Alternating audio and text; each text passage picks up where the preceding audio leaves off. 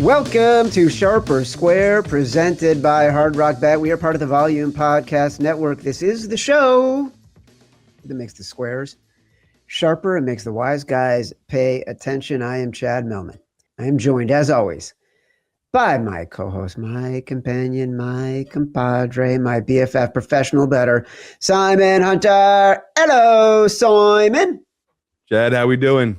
Brother, this is our Thursday Super Bowl preview episode, the first of two Thursday preview episodes. So next week we will dig in a little bit more on where we stand with final bets and, any more of our named bets like Simon says, which we already did, but we'll get into a Chad's choice and our brass balls, rocking a hard place, etc. We do have a very special guest today, which I will get to in a minute. Since we last spoke, Joe Brady, the new head coach of the Buffalo Bills, Todd Monken, the new head coach of the Cleveland Browns, where he gets to coach a Pro Bowl quarterback in Shedeur Sanders, or a guy who hasn't thrown a vertical pass, unless it was to a masseuse, in like a decade, Deshaun Watson. We are also getting news out of New England that Drake Maye has a vague shoulder injury and was limited in practice. A lot of shit going on, man. Apparently it's in vogue when you can't find a head coach who wants to coach your team to just grab a guy who's been a mediocre offensive coordinator but had won a national championship in college recently. And you didn't even bring it up. Are you the ultimate hater, Chad? Are you a hater? Should Belichick been a first ballot Hall of Famer? Of course. That's so fucking stupid. I completely forgot about that. It's so stupid. These guys, it's funny. My kid texted me as soon as it happened. And then Seth and Don Van Atta, two close buddies of ours, broke the story about Belichick not making it. And, at first they had the news about Polian saying he had to wait a year. And now Polian is saying, I couldn't remember who I voted for. Now he's saying the Hall of Fame confirmed that I did vote for Belichick. There was a reporter from the Kansas City Star who wrote that he decided to vote in Ken Anderson and Roger Craig and someone else, I forgot who was on the veterans committee, who was on the veterans list because he felt that was their last chance. And Belichick, he thought would get in, someone else would vote him in. My sense is that's probably what happened is there were 11 dudes who just thought, someone else will do it, right? They were just complacent and figured someone else is going to take care of this. And then everyone thought that, and Belichick didn't get in. But how idiotic is this? Like, how fucking stupid. I don't even like Bill Belichick, but the guy's got 8 Super Bowls.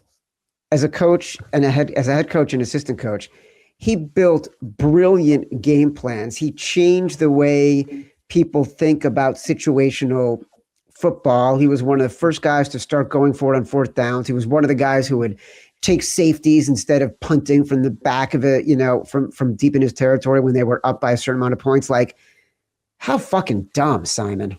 Dumb. Sports writers cannot get out of their own way sometimes. Not that I saw it coming, but you knew there was a possibility. Just because T.O., to me, who's a top 3 receiver, was not a first ballot Hall of Famer because of how he treated members in the media. And they wanted to get back at him. And Bill Belichick was not the best with the media his whole entire career. And, some guys were going to hold that against him at some point. But the cheating stuff, as much as New England fans want to push back against it, Chad, in the 50-year history, 60-year history of the NFL, can you name me a team that was accused and then prosecuted twice for cheating? Yeah, no, I cannot. The list is very short. It's only the Patriots. It's only Bill Belichick run team. So I get it. Everyone's cheating in the NFL. Everyone's trying. If that's your reasoning for not voting him in, you're bitter about it because you think he stole a couple Super Bowls because he cheated. All right, do what you got to do. But I was in shock. I could not believe it. They didn't put Belichick, who has the most Super Bowl rings as a head coach and all of it, into the Hall of Fame. So, we talk all the time. The world is very petty. It does not get any less petty when you head to the NFL with these old guys voting in people. So Bill Polian speaking like that about Belichick just rubbed me the wrong way. Like, this guy I don't know. I'm glad he's probably gonna lose his vote now. I've seen the NFL send out a letter. They're about to take away a bunch of people's votes. Hopefully, Bill Pullen is one of them. It's like, dude, get this guy out of the sport. It's so fucking dumb.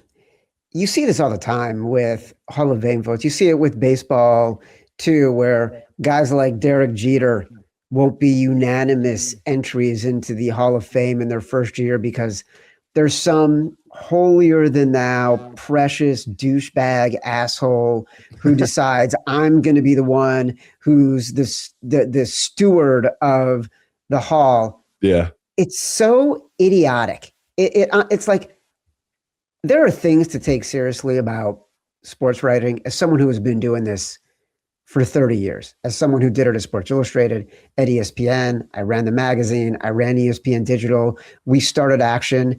Like, I have lived in the capital J trenches for a very long time. There are things to take seriously about sports writing. You don't want to lie. You don't want to make shit up. You want it to be good craftsmanship. You want to do things that are fair. You want to be of high quality. Acting like you are the steward for some legacy is so fucking dumb. I can't get behind it. It actually makes me so mad.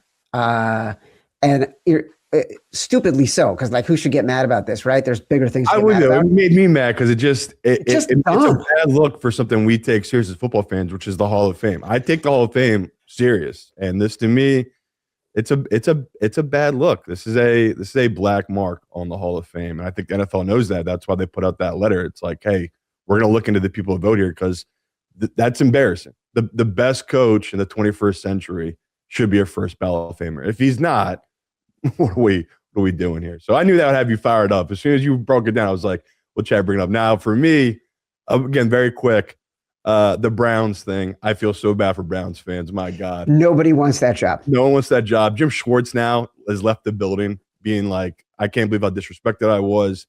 I'm leaving as well. And it's my God. I feel so bad for the Browns fans. You fire a head coach and you downgrade it somehow. It's crazy. Nobody wants that job. There were stories about the interview process and being data driven and how onerous it was. And they just seem like an organization where I don't know if the GM is conducting some kind of experiment where he has the owners in some kind of Stockholm syndrome, but Jesus fucking Christ. The only thing that was working in that building was the defense.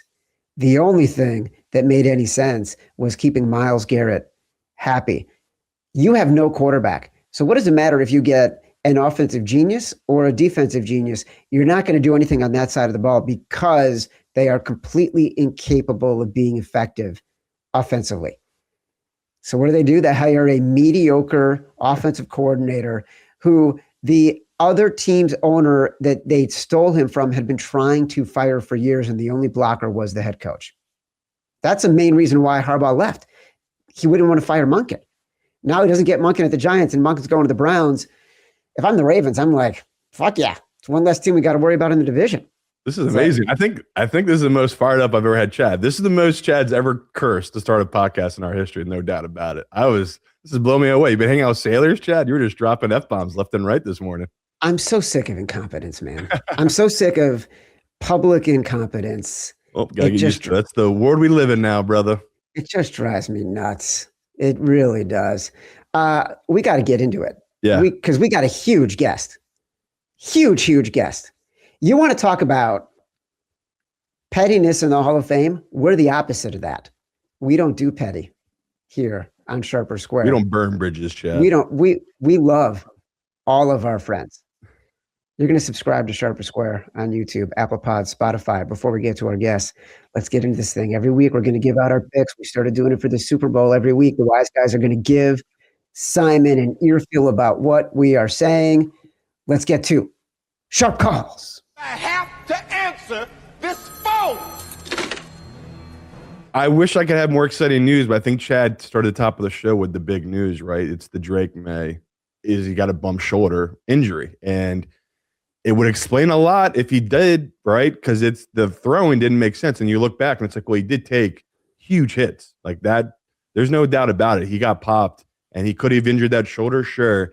They are being very hush-hush about it. So I would say most pros I talked to after our Tuesday show, before the news had really broke, were like, I'm really going to lean into heavily this New England side. They were, I feel like that was starting to become the professional side. Now it's what it was we talked on Tuesday, right? It's a very split side, but you have seen more money coming on the under from professionals. Even though the public has just been hammering the over, more professional money has come in once again on the under. So down to 45.5. Yeah. So I think most guys are like me, where it's like, all right, I'll take that position right early here. I'm not rushing to bet big amounts yet, just because I want to have more facts. But it's someone that was leaning towards the under and leaning towards Seattle. I really like both those positions now. And I would say that the pros I do know that are hammering the Seahawks now, they're just doing it just in case it does come out that he does have a bum shoulder, right? I think the injury report's really wonky with Super Bowl week. Like, they don't really have to put anything official. They can just put limited at practice, or, whatever they want to do. It's really going to be about breaking down, getting news from sources inside the media. So that's what's going to be really fun to watch and follow these next couple of weeks. And every little thing, if media day, if Drake Maye doesn't lift his arm above his head, everyone's gonna be going wild. That's what we're about to be dealing with here next week. So this week is always the calm before the storm, right? This is before media gets the Super Bowl row. This is, like I said, coming in this week, it's a week where people are just talking about the quarterbacks and the coaching staff. So the other teams that didn't make the playoffs, where most pros I talked to betting this week, it's like, yeah, I like this side, but I'm in no rush, right? I'm being patient to take a position. So once again, it could change next week. My early leans, like most professionals right now, are the Seahawks and the under. And I would say the professional side, once again, before the Drake Maye news came out, it was looking like it was really going to be the Patriots. We're going to talk so much about this game. I'll get more into that, but it's really about the defense and Sam Darnold, which is a lot of pros I've talked to hanging on that kind of trend, where it's like you're putting too much faith into Sam Darnold after one great game, which is fair. So, like I said, it's gonna be a fun game to keep breaking down this week. But I know I wish I'd come here in sharp calls and be like, no, the pros are saying hammer the Patriots. None of that talk. None of that. Even guys who are confident in the Seahawks are not telling me to bankroll them heavily. It's really just about taking that position now, because you might get a better number than later on. So yeah, pretty timid week here. Maybe we'll do sharp calls again next week, see what's changed. Yeah, I think we will. I'm like you. I took a position on the Patriots at 3.5. Seahawks. On the Seahawks at 3.5. I bet the Seahawks again at 4.5, just because the juice was still at -110 at one book, and it was moving at -112, -15 at other books. So I just wanted to get -110 because it looked like it was going up. Now it's pretty much -115 everywhere, and heading to that 5. It's really been moving since the last 24 hours from the Drake Maye news. Surprised it hasn't moved more, but also it just could be this is the week off, and we'll get more activity next week when the bets start coming in and we start to get more intel on Drake Maye. All right. Listen, every year in the lead up to the Super Bowl, we record a very popular episode. We're going to dive into the betting trends and data of the Super Bowl to see what the past can tell us about this year's matchup. Lots of listeners asked if we do it again this year. And thanks to today's guest, we can and we are. Let's bring him in. He's the original betting researcher, my original betting researcher, our longtime friend, collaborator, colleague, the only person name-checked on this show more than Bryce Young from our old podcast home, Action Network, Director of Research and Media, Evan Abrams. Who says we're petty? Not us. Not us, brother. Evan Abrams. Finally, we get to see the face with the name. Honestly, I'm shocked that we're just not going to talk Belichick and Stefanski more. Like, that's not what we're doing here. I figured we would just go into that more because I had a lot to say, but we have a big game. So let's get into the nuts and bolts of it. But that Belichick thing, The thing that kills me the most, and I'll just leave it here. I'll say one thing. It hurts the coaches next year too, because you got like Mike Shanahan and all these other people kind of slated to be in there, and now it's Belichick's time a year later. It's just a mess. All right, Super Bowl. Hold on. Let me ask you a question. By the way, Evan, also an Indiana University alumnus. Congratulations to you, my friend. Congratulations to us. Congratulations to us for living it, breathing it, being it, having the greatest week of our lives. I don't know if I even said this to Simon. Did I say this on Tuesday's show?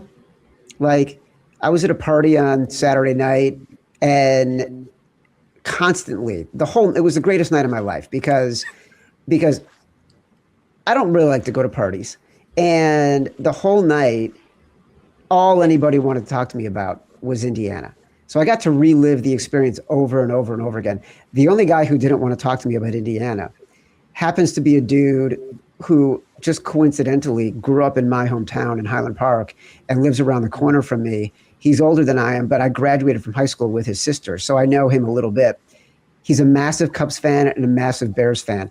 So I turned around. I was talking to a guy about Indiana, and as soon as I turned around, I saw this guy, and he's like, dude, Alex Bregman.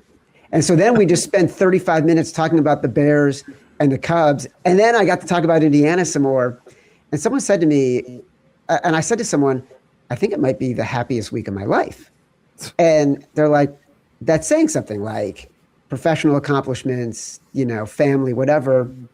Here was my comment. Those other things, we sold action. That was amazing, right? But it also comes with so much relief because you work so hard, you're nervous, you don't know what's going to happen. You get married. Evan, you know this. Simon, one day you will know this. Like, it comes with a lot of joy. You're so happy, but there's also like anxiety and fear. Same with kids. Like, oh my God, this is amazing. But you're also like, holy fuck. This was just unfettered joy. I had no expectations. I didn't have to do anything. I just had to receive the happiness, and that's it. And it is, I'm still coming down from it. Like, I'm still texting with Matt and Andy about things we've been buying since Indiana won the title. Evan, congrats. Thank you. Congrats to you as well. I mean, I've had people reach out to me wanting to go to like the game next year. Like, people are trying to buy tickets to go to Bloomington. Like, this is just next level. So totally. Can't wait. All right. Here's my question for you. Yeah.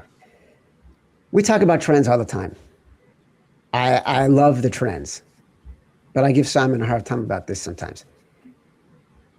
Trends without telling me which ones are more important and I should lean into just feel like they can be confusing and too much, and I can find a trend to back anything and just have a self-fulfilling prophecy. I need you to tell me why I should believe some trends and which ones are more important to me. Personally, in my opinion, I am the best storyteller. I say, like, I can really push you any direction you want to go. And I don't want to go a direction. I want you. I know. Trends I need to follow. Whoa, I'm trying to set up here. Okay, so you want to deal with Evan? This guy is brutal. He's just on top. I mean, okay, so listen. I think the setup is the more on-field trends, like the one about young quarterbacks versus Mike Macdonald. I feel like that has more sustenance, more substance than maybe some of the others. Like the underdog stuff of the past, which we can go into a second. I think that's somewhat intriguing, like maybe the favorites are getting inflated, et cetera, but those are previous games. Like, it's fun to talk about, but I do feel like the on-field stuff, like there's something fun about the total when you look at how fast these teams play. Like, there's certain trends like that on field that I think you would call like level one. And then a lot of the other stuff, level 2, level 3. But to me, if you're going to focus on anything, it's all of the stats that are like I think it's the Seahawks who haven't allowed like 100-yard rusher in like 25 games. 27. Like, those are the things. Yeah, or 27 games. So those are the stats to me you hold in level 1, and then all the other stuff kind of gets mixed in below. Like, I can the 1 in 17 stat when a team has a better win percentage entering the Super Bowl than their opponent. Pretty damn shocking, except for the fact that this year it's the Patriots because they've played an extra game. So it's like, okay, that's a stat, but who really cares about that? So it's not really one I've used when talking about this game, because I think you need to be a little educated and find out what's important and just weed out the rest. So you're right, but that's why I also feed you goddamn everything. I love it. That is such a good answer. I miss Evan, Simon. And I was going to say, this. I don't want to cut you off, but trends and stats, Chad, they're literally no different. When you give out stats, you're doing the exact same thing. You're saying, well, these are meaningful stats. No, they're not. You're just trying to paint your picture the best way you can. So it's the same thing with trends. I as much as I get where you're coming from with trends, I try to give them out because it's an easier way for the general public to break down and comprehend different things than it is if I just hit you with get off speed stats of D linemen or block rates of offensive linemen. That just goes one ear out the other. But if I can tell someone, hey, this team here, the Patriots in this spot, are 1-8 historically over the last 60 years, that's just so much easier to digest. That's why, again, I'm not saying I'm dumbing it down for the audience, but I'm dumbing it down for myself, where it's like it kind of pulls you back in, where it's like, stop overthinking this stuff. Look at the historical trends. So that's why I love what Evan does, right? He finds little nuggets that you would never think of, and it kind of changes your mindset of, it's like, well, I didn't think of that way. I didn't look at the game that way. So that's the thing. I'm like you, Chad. I don't live and die with trends. Are they 20% of the equation for me? Maybe a little less, but it's just something for me that if I already like a side and multiple trends lean to that side as well, that's going to send off alarm bells where it's like, okay, there is something to this historically. So that's why I love what Evan does. Again, Evan puts in some tough work, because I've tried to dive into the trends, Evan, since we lost you, buddy, and it's a lot of digging through a lot of bullshit, right? There's a lot of dumb trends out there, and trying to find the ones that are meaningful and actually have some good data behind it. It's not easy. So once again, hat tip to you, buddy. I really love what you do. I'm like Bob Ross. That's what I said. I'm just painting you a picture. I like the way you just framed it, though. That is a good way to consolidate a shitload of information. And if people are coming to the show and they already trust what we're saying, then the trend just sort of puts it in a neat package that people can share that data. They can do it in a conversation, but also is a little bit of a good summary of why we're leaning one way or the other. Okay. I'm more accepting now. Evan, make us smarter. Make me feel good about the Seahawks right now. Or tell me it's not too late and I got to go to the Patriots, but give me something. I mean, from this top, I feel like, so I guess the biggest point of conversation when you talk at the top of the spear would be the success of underdogs in the Super Bowl recently. But to me, that's not going to make you feel good about Seattle. But to me, it's just the past. It has very little to do, most likely, with this game, aside from the fact that the line, if you think it's inflated, right? Like if you think the Super Bowl should be 3, but it's sitting at 4.5, Seattle winning the game by 3 and you covering the spread has been something that's happened historically, right? So if you go back 30 years, going back to Super Bowl 30, we've only seen 16 games that have closed 4.5 or more. The underdog is 12-2 ATS in those games. But I believe the underdog's only won 7 of those games outright. So what tends to happen is like what happened in that Rams-Bengals Super Bowl, right?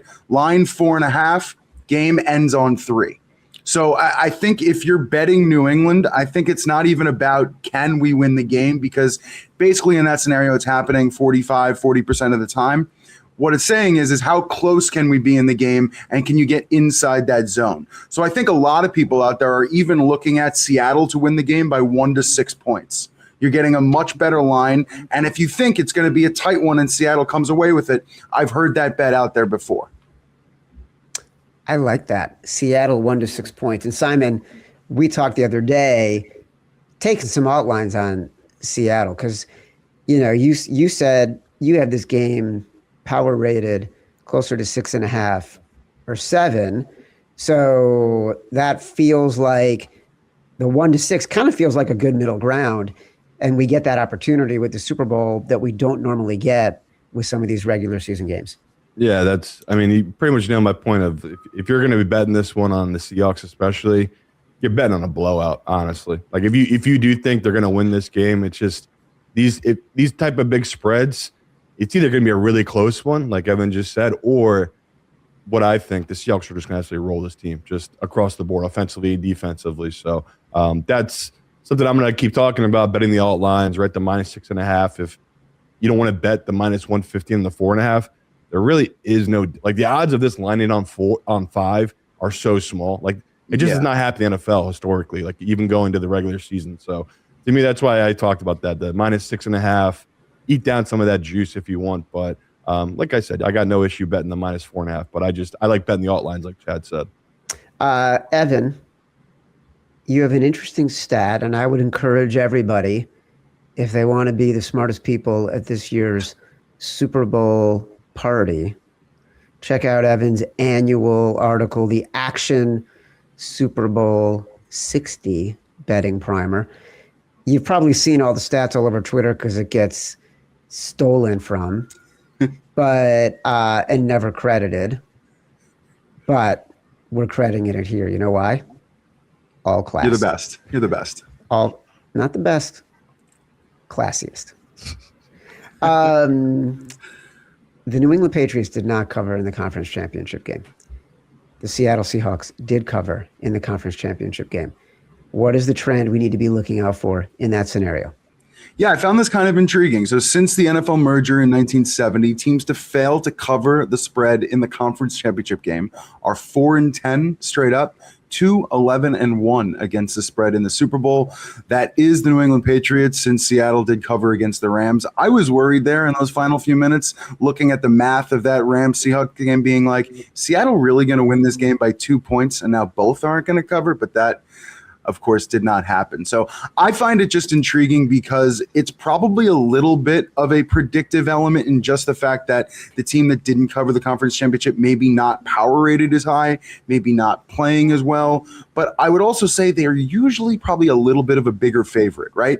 I would have assumed the teams in that spot had been favored by 6 or 7 points and won by 3 or 4 versus 3.5 and win by 3. So I think this year it's a little cherry picky. But I also think there is a tiny bit of a predictive element to it. So I found that kind of intriguing. Yeah, a little bit of it's the line swung 7 points because of a quarterback injury, which is also incredibly rare. And immediately, like I said, every pro I know is like that moved way too much. And the books are about to get crushed if people sharpened up and took that Denver side. Lucky for them, they kept hammering the Patriots, right? They're like, well, it's a backup quarterback. Why would I not hammer Drake Maye? So I'll look more into that stat because that is an interesting stat where it's like, what were the circumstances leading up to that? Where did the one team become overrated? Like me and Chad talked about, the Rams, they went 0-3 in the playoffs against the spread. That also has never happened before, right? So it was like, they did become too heavily inflated, overrated as we ended towards the end of the season. You know, are we saying that's the same here with this Patriots team? No, right? They covered their first 2 games, but that last game, it fell right on the number. And me and Chad joked, they easily could have lost that game as well. So we have hit a point where the Patriots have started to become a little overrated at this point. So to me, like I talked about, when you're giving out these stats, if you just blindly bet the dog in the Super Bowl, like Evan said, you're going to do pretty well. But you don't want to do that here, right? You really want to dive into this week because this is a different dog than dogs of the past. This is not some dog that nobody believes in or, they're totally left for dead, right? This is a little different circumstance. You guys have both brought up something really interesting. Could a team be overvalued? Could a team be undervalued when it gets to this point in the season? And it's hard to imagine that they could be because we've now got, 20 games, 21 games that these teams have played. But the season changes so much. Simon, we've talked about, have we reached peak Patriots? I don't know that we've reached peak Seahawks. Break it down a little bit more about the power ratings. Like you said, you have this game 6.5, 7. Like, is that based on the Seahawks improving their power rating as we got to the end of the year and their defense? Forget about Darnold. Their defense just started to get much better. That and downgrading other teams, right? Like moving the Rams down, like I talked about coming into the playoffs. And the biggest thing for me, what I look for in the playoffs is a team just simply rolling teams. Like, are they just literally dominating teams? Like the Eagles last year, right? The Eagles, you could say, well, they had a slow game a little bit against Green Bay or the Rams, but then Washington, they really took off. And then you saw that carry into the game against the Chiefs, obviously. This Seahawks team has just been on an absolute roll especially in the playoffs, right? They dominated the 49ers. That Rams game, yeah, you can't say they dominated, right? Their defense had some laps, but offensively, they rolled. They were great offensively. So those are things I'm looking for. When I'm betting a big number this big, I want to see a team that's rolling, not just offensively, defensively, special teams, and they fit all that criteria now. Like, honestly, you could say the biggest question is Sam Darnold, and he's coming off his best game we've seen in his career. So that, to me, it's like, that's giving me more confidence because we talk all the time. These guys all have the talent. Do they have the right headspace, right? Is he in the right headspace? And he seems like he's in it. Like, I don't know if you saw clips from the game. Do you watch the NFL, like, mic'd up chat at all? Or no? Yeah, totally. I was going to mention one. So cool right now. Like, his swag, his coolness. I mean, he is waving to fans during the game. Like, Sam Darnold just seems like he is very comfortable in this offense, on that team, believing in himself. And that just gives me a ton of confidence because we haven't talked much about it, but, like, the nerds who have dove into this matchup, the Patriots have played like 4 good quarterbacks. One of them being, 2 of them being, I should say, Josh Allen. One of them, grade-wise, was Geno Smith. Geno Smith had an above-average grade. Again, this was week 1. Yeah. But you just go through it. They've played so much trash at the quarterback position. It's really hard to figure out, is the Patriots defense legit? Are they a top 5, top 10 defense? Or is this because of their path, right? Because they did have 2 outdoor games at home against banged up offensive lines, and they went on the road and played a backup quarterback in the elements. Like, that to me is why I think this number has been overrated. Like, I think the public bettors and everyone, they're overrating this Patriots defense way too much, giving them 1.5 to 2 points here. So that's what I'm hoping. Evan has more trends here that keeps giving me more confidence in Seahawks, because I keep finding little things like that where it's like, my God, the numbers just show, yes, the Patriots have been good against bad quarterbacks. They get rolled offensively against good quarterbacks. Go, Chad. No, Evan, you're our guest. Yeah, cut us off anytime you want to. Yeah. No, the one thing I think is kind of interesting is obviously everywhere you look, you hear Patriots strength of schedule. I think Seahawks strength of schedule is also just as important in this game. I looked this up. Only 11 of the 120 Super Bowl teams had a harder strength of schedule than the Seahawks. Those 11 teams went 8-3 in the Super Bowl. So I also kind of believe. I like that stat. That's a good stat. Love that. Yeah, because I do think like the Patriots side of this is getting all the attention. And believe me, I could feed you Patriots stuff right now that would show they would win the game. But I do feel like it's the Seahawks stuff and who they've had to go through and how well Darnold's played, right? If you look at the single postseason, I believe Darnold has the 4th highest passer rating of any quarterback all time. You look on the other side, Drake Maye, 113 passer rating during the regular season, down to 84 in the playoffs. I don't really care why that's happened, but I also think that's baked into why the line maybe isn't 3 and it's even 4.5 and 5 and getting juiced up at the moment. So I think the differences between what you're seeing from both sides of the field on offense is the reason this game has kind of progressed the way it has as well. That, Evan, is a great stat. Speaking of the NFL films, I saw this. The Seahawks, their offensive line last year was terrible. And it was one of the reasons why people had them in last place in the NFC West this year. It's why their Super Bowl odds were longer than the Arizona Cardinals this year. Then they drafted Gray Zabel.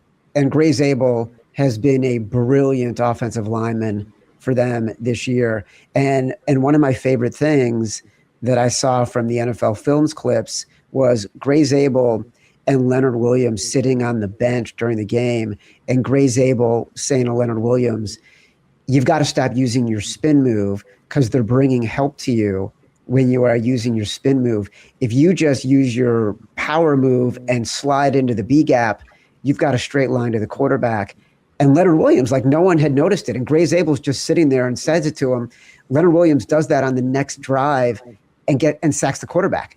And it was so cool to see that in-game communication and then see from a rookie to a veteran and then see the veteran actually execute on it and then go over and just shake his hand and go, thank you very much for that. I don't know if you guys saw that, but it was amazing. No, I love that NFL films. I mean, the coolest to me, as much as I'm giving Drake Maye, it was Drake Maye and Josh McDaniels having a very human moment on the bench. It was basically Drake Maye was talking about how hard the game was. Josh McDaniels just was like, bro, like you have 6 minutes from like being a hero forever. Like this is the exact moment we live for. Hey, it's hard. I know. Good God. Hey, listen to me. Look at me. It's going to be hard. But look, this will be the most rewarding 6.5 minutes of our lives if we can get it done. You know what I mean? And like, I don't know about you, I got like chills watching because it's like, dude, that got me fired up. Where it's your whole life leads up to these moments. Can you keep your composure in that final 6 minutes? And the Drake Maye, it'll be legendary if they win the Super Bowl. The Drake Maye bootleg took it on his own call. That will live in infamy for the Patriots if they do win the Super Bowl. Him making his own call there and getting that first down. So that was, again, NFL films. They're the best. They do it the best every year. And that was some really cool moments, like Chad said, between all the stuff with the Seahawks and, you know, the big thing for them was DeMarcus Lawrence. I'm pretty sure you saw that, Chad, dropping into coverage against Kerryon Williams and shutting down the play. McVay couldn't get over how insane that play was. And both these matches, like we said, it's gonna be really tough to make a pick. Let's pause for a sec here from our friends at Z-Biotics. Gentlemen, only one game left this football season. I know we're all going to be having a great time watching the big game with our friends and family, making bets, pouring drinks. Despite all of our incredible good looks, we just don't bounce back like we used to. And I'm a huge morning guy. Sometimes we've had to choose between a great night or a great next day. That was before we tried pre-alcohol. Z-Biotics pre-alcohol probiotic drink is the world's first genetically engineered probiotic invented by PhD scientists to tackle rough mornings after drinking. Here's how it works. When you drink, alcohol gets converted into a toxic byproduct in the gut. It's a buildup of this byproduct, not dehydration, that's to blame for rough days after drinking. Pre-alcohol produces an enzyme to break down this product. Just remember to make pre-alcohol your first drink of the night. Drink responsibly, and you'll feel your best tomorrow. Matt Mitchell, you enjoyed your experience on Sunday night, right? I sure did. Bills not playing, so I was able to have a lovely, relaxed NFL Sunday with my friends and family and neighbors over enjoying it here in Wisconsin, the heaviest drinking state in the union by a lot. I love that it comes in this little fancy package. I thought they'd be like packets, but like, no, they come in this little package and they're not packets. They're these fancy little glass vials. Shot one down an hour before I started drinking. Enjoyed myself, had a great time, slept all night. The dreamless sleep of a Bills fan in a high leverage playoff evening. And then woke up, felt great, made pancakes, talked to my dad, really had like a surprisingly lovely, cheery morning, despite it being negative 1 billion degrees outside. So I loved it. I will definitely be making it part of my kind of drinking routine moving forward.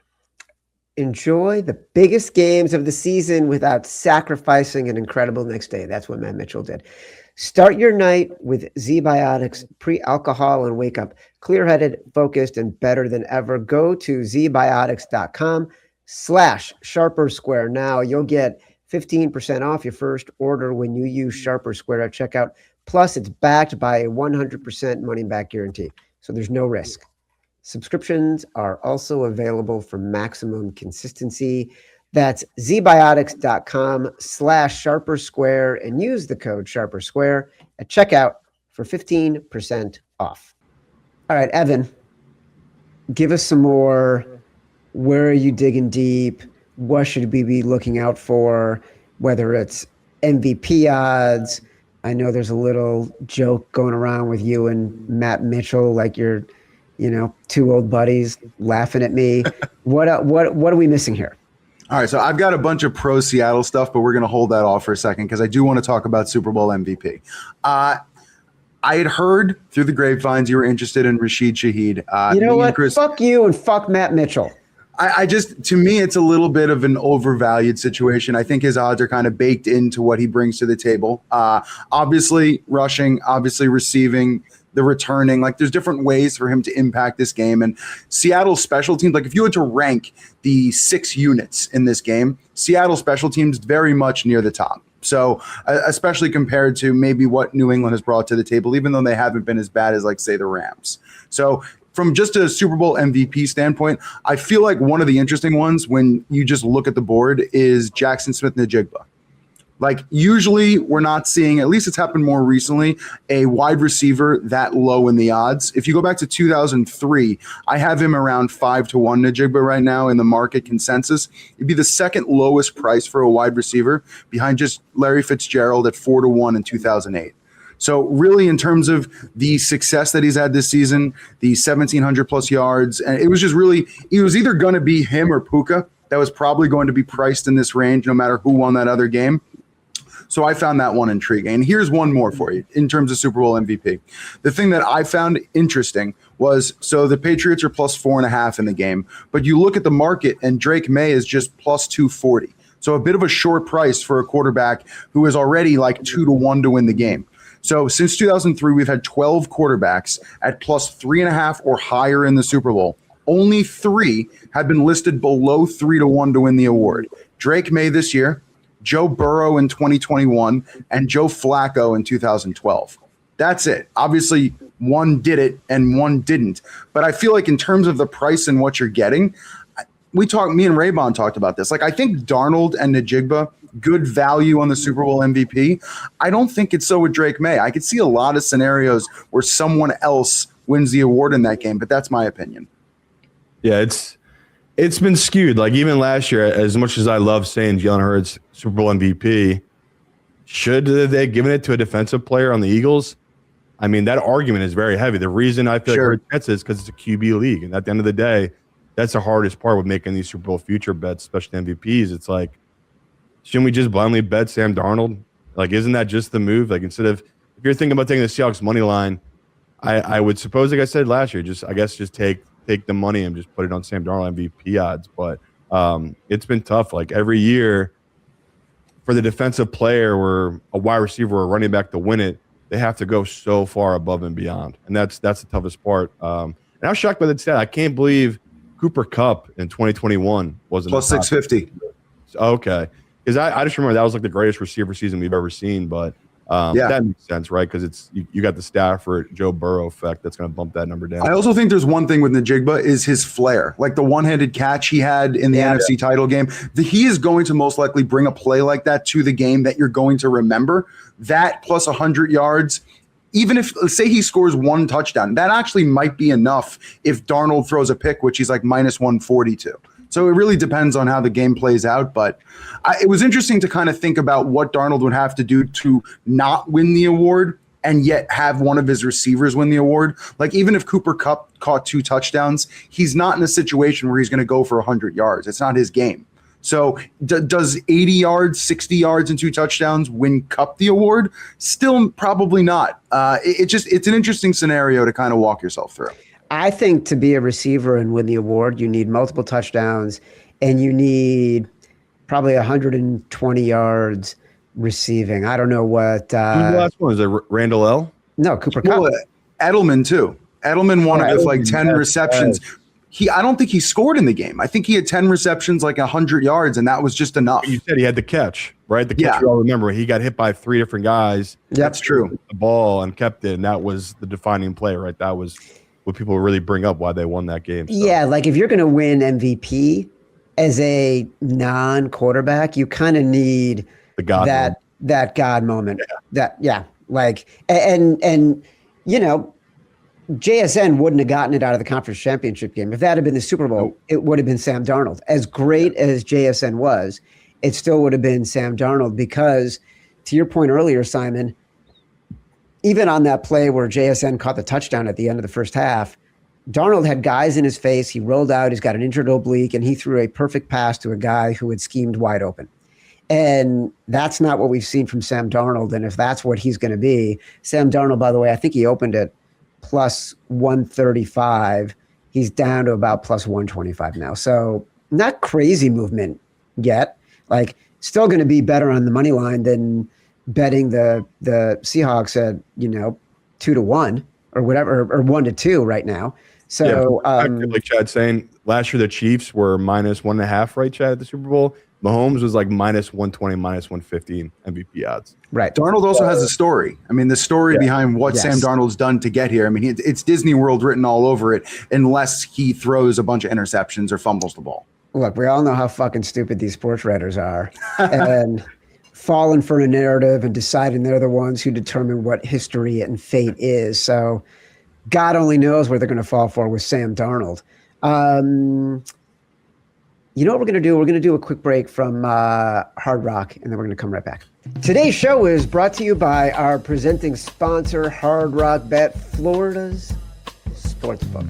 The big game matchup is set. I cannot wait to see the Patriots play the Seahawks. Hard Rock Bet has all the different ways you can get in on Sunday's action in the big game. So far, we're leaning towards the Seahawks. If you haven't signed up with Hard Rock Bet, there's never been a better time this week. They're launching a brand new welcome offer for new customers. Plus, Hard Rock Bet is kicking off its $7 million big game bonus party, available to all users. You're definitely not going to want to miss that. And if you're in Florida or New Jersey, the big game energy doesn't just live exclusively on the app. Head to Hard Rock Casino property for drawings, giveaways, and all the excitement leading up to kickoff. Hard Rock Bet also offers new promos every day. So if you're listening to this later, just open the app and check out what you've got any day of the week. That's Hard Rock Bet. Download the Hard Rock Bet app and make your first deposit today. All right, Ev. You've given us some Seahawks trends. Anything you're leaving on the table that might make us feel really good before we get to the Patriots? Yeah, so first of all, I feel like I'm coming off of a purple elevator to Hard Rock Casino after that ad. That was fantastic, Chad. I will say this Matt is the one that hasn't complimented my Hard Rock reads once all season. No, it was elevator music. It was just beautiful. I was dancing over here. I think Seattle being somewhat dominant entering this game is a good conversation. I look at it obviously from a gambling standpoint, but they've won 9 straight. They've covered 4 straight. Only 4 other teams have even done that. 9 straight and 4 straight. 9 straight wins, 4 straight covers, entering a Super Bowl. 2016-17 Patriots barely survived versus the Falcons, but won the game and covered. 2000 Ravens blew out the Giants. 1986 Giants blew out the Broncos. 71 Cowboys blew out the Dolphins. So those teams, 9 straight wins, 4 straight covers, 4-0 straight up, 4-0 against the spread in the Super Bowl. Well, look, if you think Seattle's dominant, that's the stat you want to hear. Like, they're just going to roll away with this one. that also speaks to what Simon was just talking about. Yeah. Correct. And that was I had that stat. I didn't give it out because I just wanted to look very smart. But that was the stat I found very early on, where it's like, okay, there's some historical data back up this run the Seahawks team's on, because that right away popped in my head. It's like how we had a team go on this type of run where they've just been steamrolling teams, and like Evan said, once they started peeling back the curtains, it's like, oh my god, every team like this just dominates the Super Bowl. It doesn't matter if their team they played against is they even just as good. They've just every time they got there, they've just been that much better. So. Great stat, Evan. Evan, Yeah, what was that stat? Just hold on a second.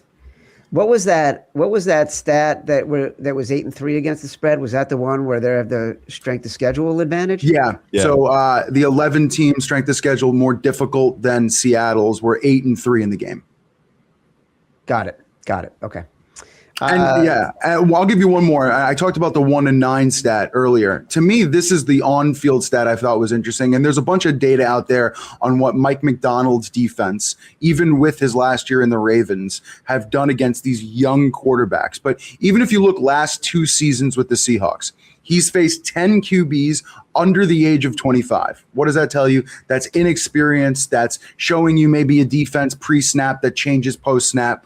Well, in those games, the inexperienced quarterback is 1-9 straight up, 12 interceptions, and 30 sacks. And those quarterbacks have lost 8 straight games.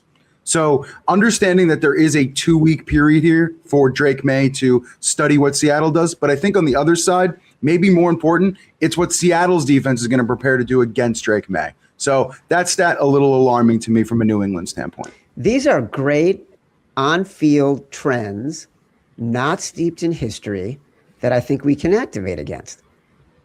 But give us the other side. I mean, from New England's standpoint, I feel like the thing that would give you just some sort of pause would be the fact that this game is and it's tough because you look at the odds, right? New England entered the season at 80-1. Seattle entered the season at 60-1. But to me, those aren't indicative of what those teams are currently bringing to the table right now.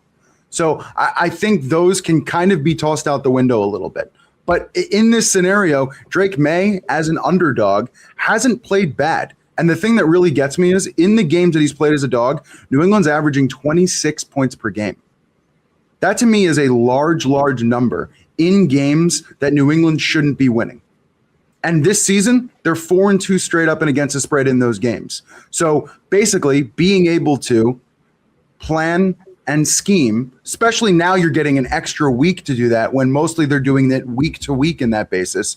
So to me, that's the interesting one, which is you're not supposed to win this game. You've got extra time to prepare for it. And, you're getting over, let's say, 2 hooks here, 3 and 4. So to me, that's one that's interesting from New England's standpoint. And also, again, you have to dive into the games. One of those games, they were a 3.5 or 4 point dog going to Baltimore. Lamar got banged up, knocked out of that game, and a game in which the Ravens were dominating. Drake Maye, once again, give him props. He scored 18 in the second half of that game and stole that game. They won 28-24. So that's just like Evan's got these stats. He does seem to show up, but it's also like you need to dive a little bit into him. Before we get out of here, Evan, we know we've talked. Simon and I have talked about sort of our bets so far. Sure. Do you have any bets that you've made? You always have like interesting bets that are a little bit off the beaten path. What bets have you made on the Super Bowl so far?